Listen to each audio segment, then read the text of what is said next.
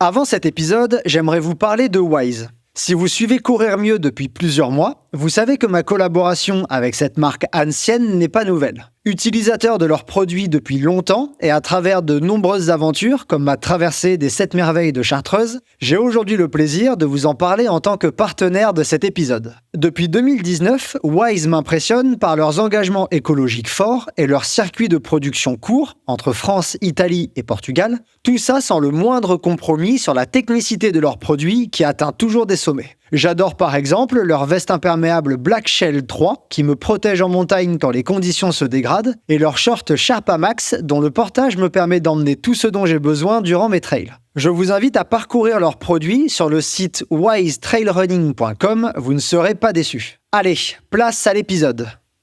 Bonjour à tous, j'espère que vous allez bien, je suis ravi de vous retrouver pour un nouvel épisode. Avant une compétition de trail ou de course à pied, la charge d'entraînement est souvent élevée et le focus de la préparation est sur les progrès. Mais quand l'échéance se rapproche, il arrive un moment où il va falloir couper les gaz et laisser le temps à l'organisme de rebondir pour être à 100% de ses capacités le jour J. Cette période si particulière est appelée l'affûtage et correspond à une adaptation de l'entraînement pour d'une part réduire la fatigue et d'autre part maintenir voire augmenter la forme. Néanmoins, des travaux ont montré que l'affûtage était souvent mal calibré par de nombreux coureurs et coureuses, amenant à une forme sous-optimale le jour J. Car en effet, l'affûtage n'est pas un arrêt de l'entraînement, mais une adaptation. Dans ce Scientific Day, je vous présente ce que la littérature a souligné comme méthode efficace pour réaliser un bon affûtage. Après cet épisode, vous saurez donc adapter votre entraînement pendant les semaines précédant une compétition pour être au top sur la ligne de départ. Allez, c'est parti pour l'épisode d'aujourd'hui, comme un couteau, partie 1. Dans la préparation, avant une compétition de trail ou de running, certaines questions reviennent souvent. Quand arrêter de s'entraîner avant une compétition? Quand arrêter de courir avant une course? Comment gérer les derniers jours avant un trail? Toutes ces questions renvoient en fait à une seule et même thématique, l'affûtage. Aussi appelé tapering en anglais, ce terme a longtemps renvoyé au poids et au régime alimentaire qui pouvait être adopté avant une compétition, dans le but de réduire son taux de masse grasse. Mais ce n'est pas de cet affûtage-là dont nous allons parler. Depuis plusieurs années, un autre sens est apparu derrière le terme affûtage. Et ce sens renvoie à la gestion de l'entraînement et de la récupération avant une compétition. L'affûtage est une pratique couramment utilisée par les athlètes de différents niveaux. Cette période permet d'optimiser les performances avant une compétition. Lemeur et collaborateurs, en 2012, soulignent que si elle est correctement gérée, l'affûtage engendrerait une amélioration des performances de 3% en moyenne, pouvant aller jusqu'à 6%. Cependant, beaucoup de trailers et de traileuses n'adoptent pas cette stratégie ou l'adoptent mal. Par exemple, à travers un questionnaire distribué à 25 coureurs de trail, Matosséal en 2020 révèle que la plupart des athlètes font un affûtage seulement dans le cas d'une préparation pour un trail long. De plus, les modalités de cette période étaient souvent sous-optimales, comme une mauvaise durée, par exemple une semaine seulement, ou encore une mauvaise gestion des intensités, par exemple moins 20%. Car en réalité, l'affûtage ne veut pas dire arrêter de s'entraîner. Au contraire, il est synonyme d'adapter son entraînement pour performer au mieux le jour J. Précisément, cette stratégie consiste à réduire progressivement et dans une certaine mesure la charge d'entraînement pendant une durée spécifique avant une compétition pour que le corps récupère. Cette technique permet de maximiser ses performances le jour de la compétition en ayant d'une part éliminé une partie de la fatigue due à l'entraînement et d'autre part en ayant optimisé le niveau de forme. Et l'affûtage a fait l'objet de nombreuses études scientifiques qui ont souligné qu'il améliorait la force, la puissance, l'endurance et la vitesse chez les athlètes. Dans cet épisode, nous allons discuter de l'importance de l'affûtage pour les coureurs et les coureuses de trail. Nous parlerons aussi de comment il peut être mis en œuvre efficacement pour atteindre des performances optimales. Il est intéressant de noter dès maintenant que la plupart des études scientifiques que je vais discuter par la suite sur l'affûtage portent sur des sports d'endurance comme la course à pied sur route, le cyclisme ou encore la natation, mais pas sur le trail.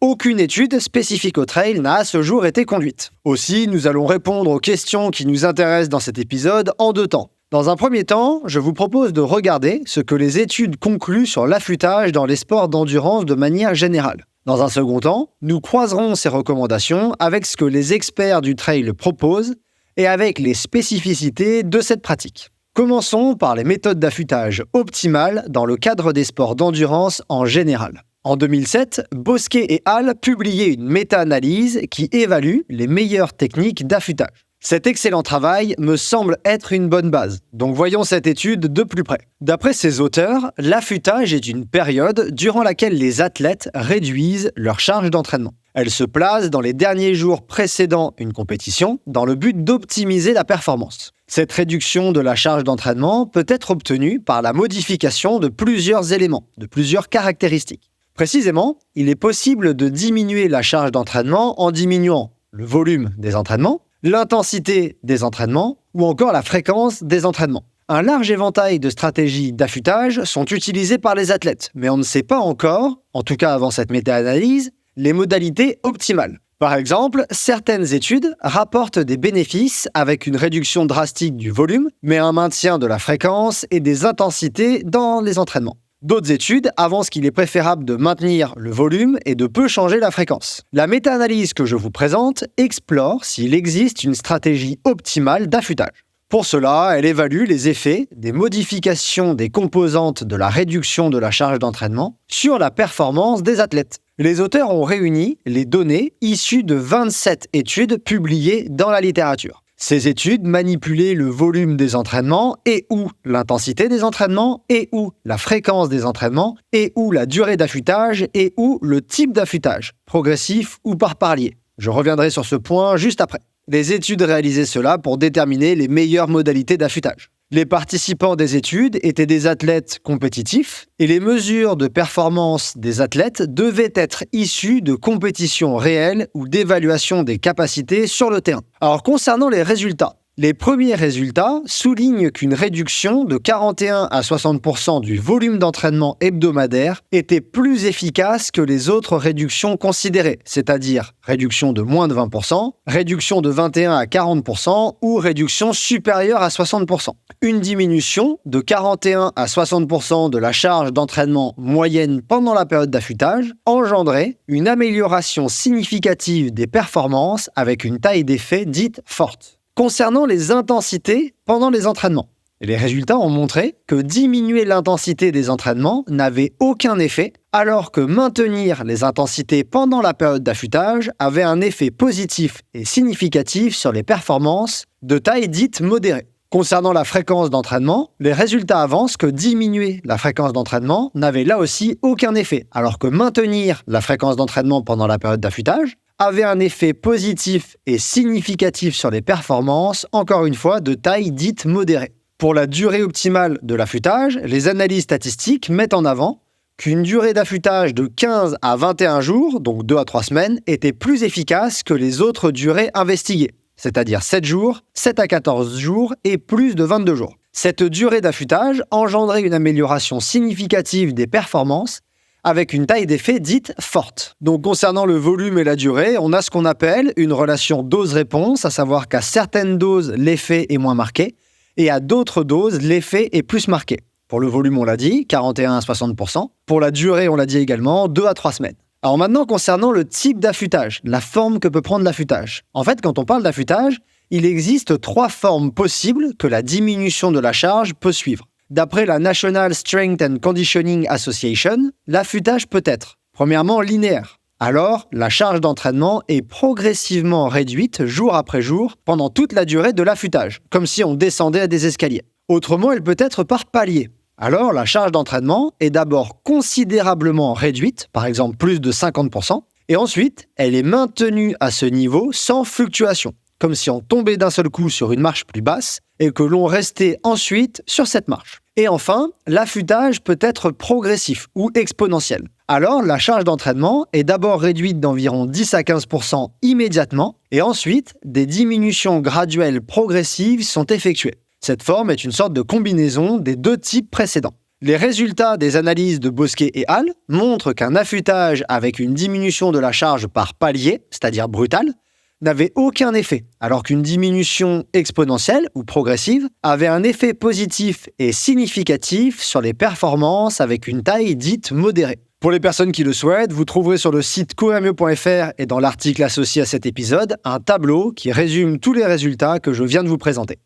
Petite pause, si ce Scientific Day vous plaît, je vous invite à aimer la vidéo, la commenter, la partager et vous abonner à ma chaîne en activant les notifications pour ne rater aucune de mes publications. Je vous invite aussi à rejoindre Courir Mieux sur ses autres réseaux comme Instagram et le podcast disponible sur toutes les plateformes d'écoute. Vous pouvez aussi vous rendre sur le site courirmieux.fr où vous retrouverez l'article associé à cet épisode et toutes les études scientifiques citées. Enfin, vous pouvez soutenir Courir Mieux et rejoindre sa communauté de passionnés de trail et de course à pied sur Patreon. Les différents abonnements proposés vous donnent accès à de nombreux avantages, à des contenus exclusifs et à la possibilité de poser vos questions à mes invités. Le lien vers les offres est dans la description. Allez, on retourne à l'épisode. Cette méta-analyse de Bosquet et al. En 2007 est une des plus citées sur le sujet. En 2023, Wang et al. Ont souhaité réaliser le même travail en s'intéressant toujours au sport d'endurance de manière générale. Avec des critères de sélection d'études légèrement différents de Bosquet et al., ces auteurs ont regroupé 14 études. Ensemble, ces études représentent un total de 174 athlètes pratiquant de la course à pied, de demi-fond, de fond et même d'ultra-distance, ainsi que du cyclisme. De manière générale, ces études comparaient des marqueurs de performance obtenus à travers des tests sportifs réalisés une première fois, juste avant une période d'affûtage, puis réalisés à nouveau après la période d'affûtage. Ainsi, il s'agit des mêmes personnes comparées à elles-mêmes à travers deux situations différentes. D'un point de vue scientifique, il s'agit du type de comparaison le plus robuste, puisqu'on compare les mêmes personnes à elles-mêmes dans des conditions différentes. Les marqueurs de performance considérés pouvaient être le meilleur temps sur une distance donnée, la meilleure durée d'effort sur un test de type temps jusqu'à épuisement, la VO2 max ou encore le coût du déplacement. Tout d'abord, et sans surprise, les résultats ont révélé que les athlètes réalisaient des performances significativement meilleures après une période d'affûtage qu'avant la période d'affûtage. Ces résultats étaient valables pour le meilleur temps sur une distance donnée et sur la meilleure durée avant épuisement. Cependant, et sans surprise, VO2 max et le coût du déplacement étaient stables entre avant et après la période d'affûtage. Maintenant, concernant les modalités, les meilleures méthodes pour réaliser un bon affûtage. Les résultats de cette nouvelle méta-analyse sont extrêmement similaires à ceux de Bosquet et al. En 2007.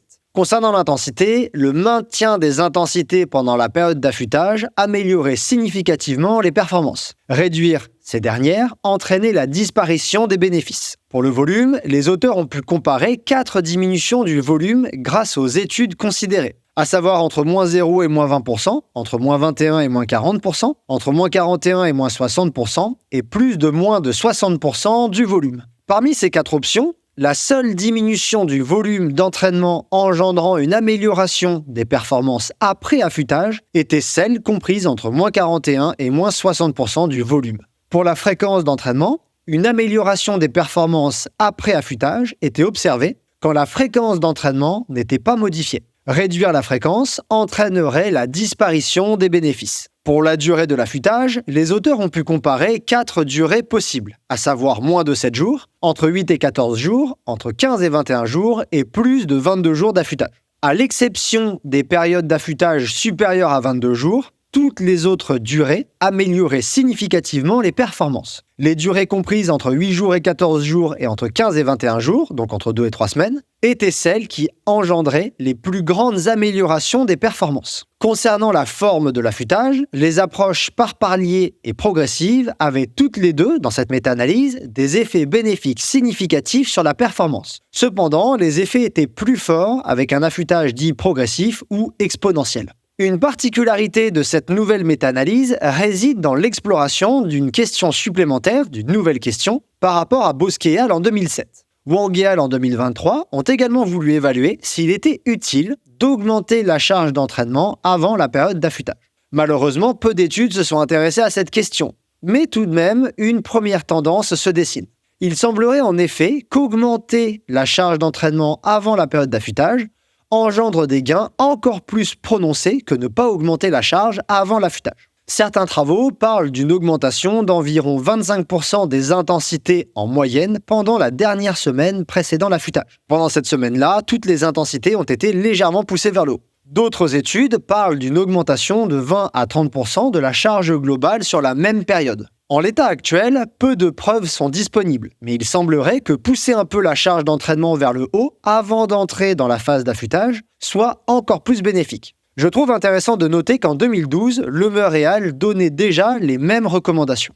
Comme nous l'avons dit précédemment, ces méta-analyses regroupent des études qui se sont intéressées à différents sports d'endurance, mais aucune ne portait spécifiquement sur le trail. Comme Guillaume Millet le mentionne dans son dernier ouvrage, Ultra Trail, plaisir, performance et santé, que je vous recommande de lire, en trail, on tâtonne avec l'affûtage, qui n'est pas encore rentré dans les mœurs. De plus, comparativement aux autres sports inclus dans les méta-analyses citées, les entraînements en trail ont une particularité, à savoir les descentes. Ces dernières induisent des dommages musculaires plus importants que la course à pied, et bien plus importants que le cyclisme et la natation, qui sont des sports portés. Mais les sportifs de trail sont adaptés, ils ont l'habitude de ce dénivelé négatif, donc on pourrait questionner le besoin d'intégrer ce paramètre dans l'affûtage. Bref, les spécificités du trail et de l'ultra-trail sont des raisons qui poussent les entraîneurs et les chercheurs spécialistes de ces disciplines a parfois recommandé une durée d'affûtage légèrement plus longue que les durées mises en avant dans les méta-analyses discutées.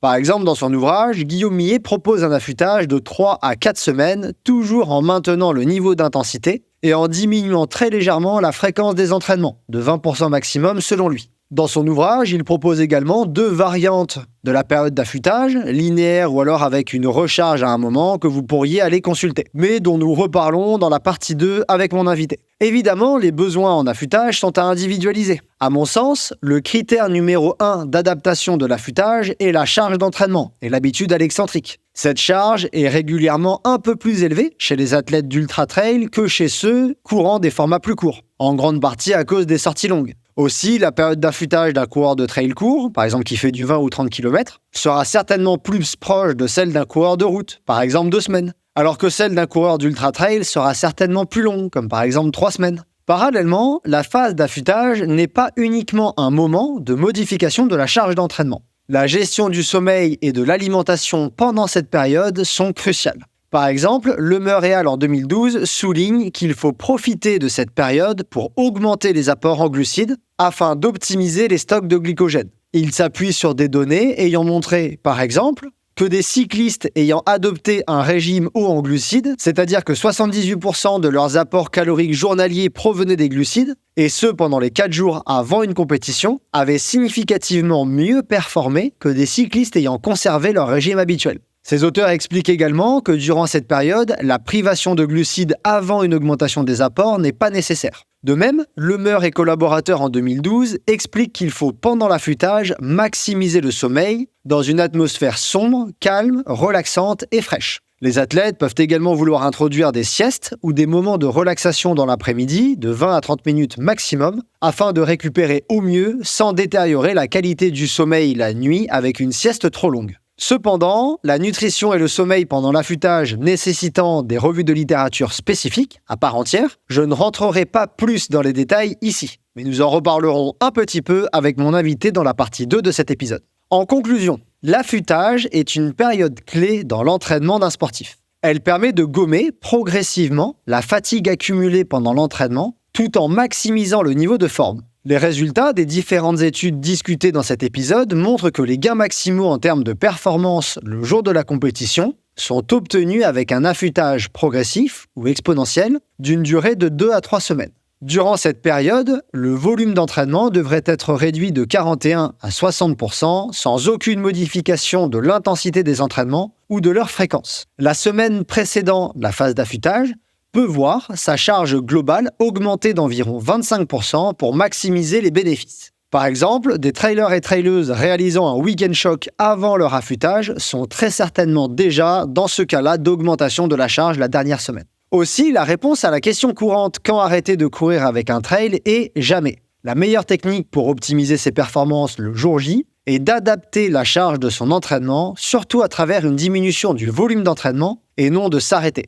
Les méta-analyses discutées soulignent toutes que certaines modalités d'affûtage sont à préférer par rapport à d'autres. Cependant, la plus drastique consistant à s'arrêter complètement de courir, donc réduire totalement le volume, l'intensité et la fréquence, sera largement délétère à la performance. Les athlètes devraient également profiter de cette période pour augmenter leurs apports en glucides et maximiser la qualité et la quantité de leur sommeil, voire introduire des petites siestes pour favoriser les mécanismes de récupération. Voilà, c'est tout pour l'épisode d'aujourd'hui sur l'affûtage en trail et en course à pied. J'espère que son contenu vous a plu et que vous avez pu retirer toutes les informations dont vous avez besoin pour gérer au mieux cette période si particulière et arriver au top de votre forme le jour J sur la ligne de départ. L'affûtage est un équilibre fin entre diminution de la fatigue et augmentation de la forme, et le calibrer correctement est un travail d'équilibriste. J'ai hâte de vous présenter la partie 2 de ce Scientific Day avec Laurent Bosquet, chercheur en sciences du sport à l'Université de Poitiers et auteur de la première méta-analyse que je vous ai présentée. Je vous donne donc rendez-vous la semaine prochaine. À très bientôt pour un nouvel épisode et n'oubliez pas que selon Edwards Deming, sans donner à l'appui, nous ne sommes qu'une personne de plus avec une opinion.